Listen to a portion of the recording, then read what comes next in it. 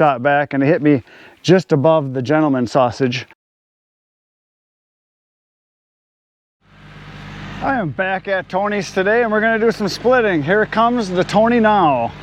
He's got some wood right here. We're going to attack it some locusts, so we're going to split it and put it in a bucket. So Tony has a bunch of locusts here that he got a while back that needs to get split up. So that's what we're going to do today. We're going to get this split up, and he just set up the splitter so that it's got his basket right down here. So we're going to fill this up, and then maybe a second one if we need it. And so the tote's going to get filled up, and we're going to try to fill a second one, and we're going to do some work. Hopefully it stays cloudy for a while. As the sun comes out, it gets warm. So we're going to fire up the Eastonmade axis and do a little production today. Are you ready, Chris? Yep.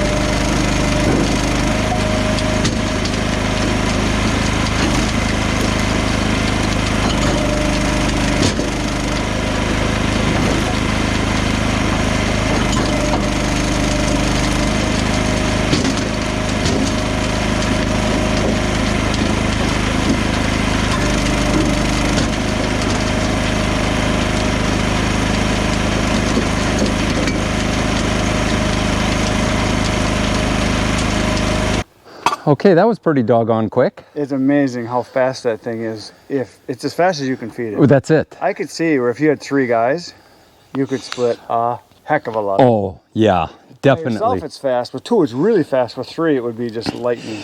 If you don't have the steel angled cut pieces of wood, like you refer to, pop out there, you got to be careful of the pop outs. But if you do the Chris type method where they're all 16 inches, then this splits a whole lot better. I cut some stuff sometimes too where it's I know you are human. Yeah. That's okay. But yeah, you don't want on this. It is a little touchy because it can squirt out. It can definitely kick out. Like on my splitter, I have those buttons on the push plate, so there's a little bit of grab there. Nothing here. But you have to be able to read the wood properly because you want your angled edge to go into the splitting wedge first. Well, if anyone's concerned, they could wear their athletic supporter when they're working with this. Yeah, that filled up pretty fast. The other thing I was going to mention here on these crates is I did like everyone else and I cut the center of it out. Some of mine I cut this bar out, but most of them I left this bar on for some additional support. But I kept all the grates, and I'm glad I did because I went back and all I did is I bungee corded them. So now with the conveyor, or if I'm doing it manually, I just toss it in and this holds it. And when I get to the area, I can undo those and then get very easy access to the wood. What if you were to hook these where it would attach right on there and keep that? That would be great. The only problem is then the bottom's going to open up. Well, I thought about the same thing, trying to get something that just hooks on, making it easy, but I haven't come up with that yet. Yeah, well, you could always expand that somehow. Yes. You could make it so that you can make it fill that space better, so you could, what about, okay, here's an idea. Maybe you use 2 of these at a time, and you turn them horizontally like this, and then you just put them from the inside right against there. You could, but you want to make sure that when you're unloading that it's very easy. So all I do is I take off all the top. This is what I call the cherry pickings because your back doesn't hurt. You don't have to pick.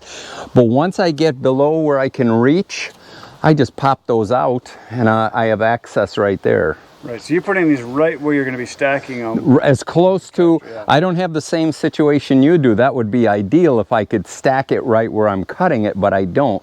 So I got to take this over to my pile, but I get it as close to my pile because as you know, every step counts. Right, well the thing is you've got the tractor with the forks now, so you can move these to where you want them. So for a lot of guys, this makes a lot of sense. It makes a lot of sense. Mm-hmm. You have but with this machine too, to have a central located area where you're doing your splitting makes a lot of sense. But tell me about your wheelbarrow here and Well, what I found is even though this makes, as you can see from the inside and from what's out there, there's virtually no scrap. Well, you're going to always get bark. Yeah, well, you're going to get bark. That's understandable. But some of the stuff I have is barkless. Sure. And really it works great. So I had a little bucket over there, a gray bucket that I put, but I found that this wheelbarrow works out. I just have a little broom in here. When I get some stuff, I just push it right inside. Saves me, I'm not stepping on it, twisting my ankles and everything else. I don't want you to fall down and get hurt. No, no. Yeah, cool. So we're gonna take the... I'm gonna take this and move it over to the area where I'm gonna be stacking it and bring another IBC tote in.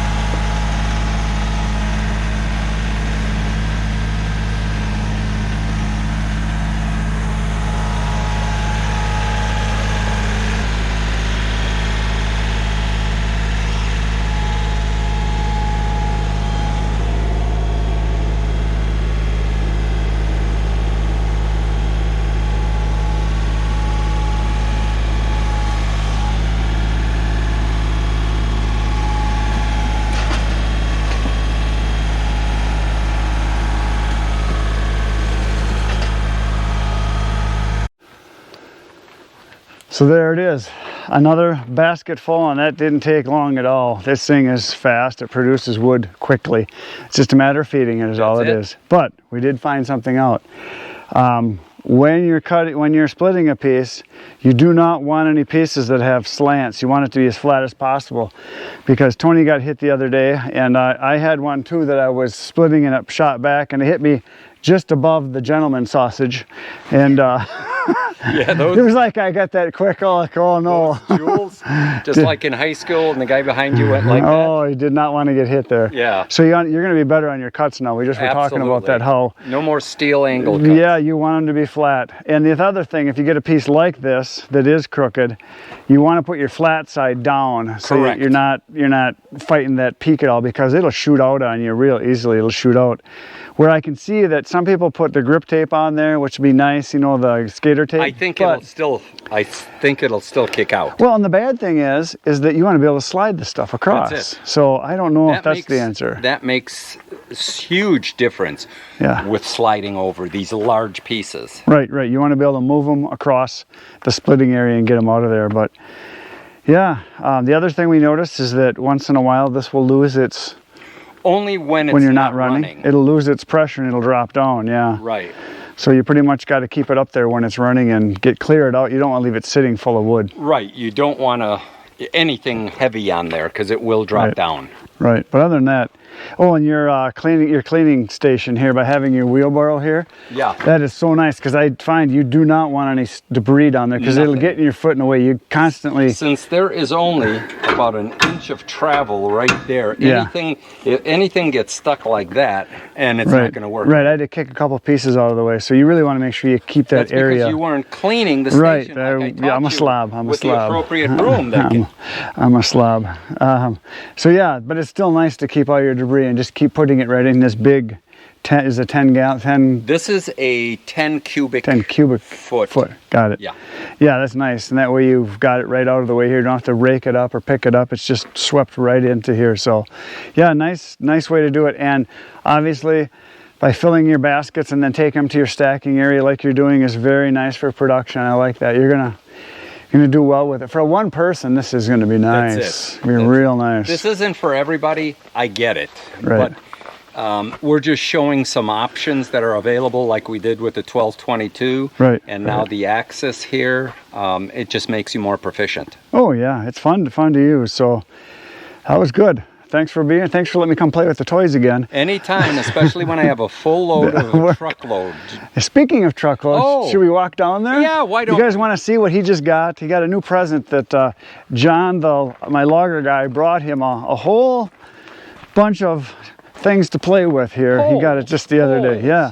And not Polish. What bothers me about this is I had first access at this pile. You did have first dibs at and this. I said, no, Tony needs the wood now because he needs to get it cut up and split and get it drying. Guy. I should have kept it for myself, because where do you see this stuff? This is like as good as it gets when it comes to wood. It is ash. How'd you say that? It is ash. Yes. And look at the sizes of this stuff here. It's like, and it was fresh cut, it's like palm size, almost all of it. I mean, there's nothing big in here at all. Both piles, that pile, this pile, and then he's got a bunch down here. So yeah, John backed into his driveway here, or did he drive straight in? He drove in. Yeah, he just drove in and backed out.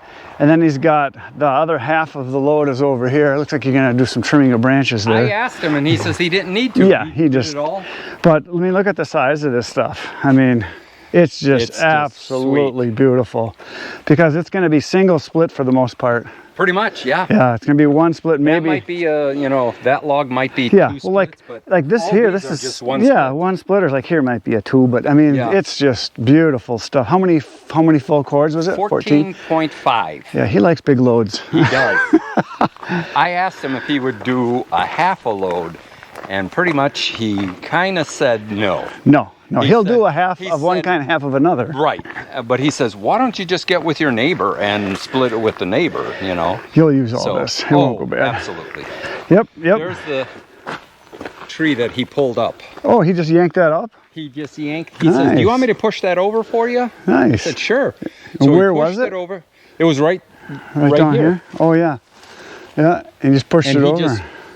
pushed it over, then he grabbed it, shook it one way, flipped it around, shook it another way, and Nice, nice. unbelievable how much power that truck has. Yeah, oh yeah, yeah. So that is it for today, folks. Thanks for coming along again. Thanks for watching us work and sweat and almost get my manhood taken away from me on his machine over there. Well, you might not need it now. I need it. See you tomorrow. Between now and tomorrow, come back. We'll be in the woodyard again doing work. Between now and then, get outside, get cutting. Chris, thanks very much, and good night, Irene.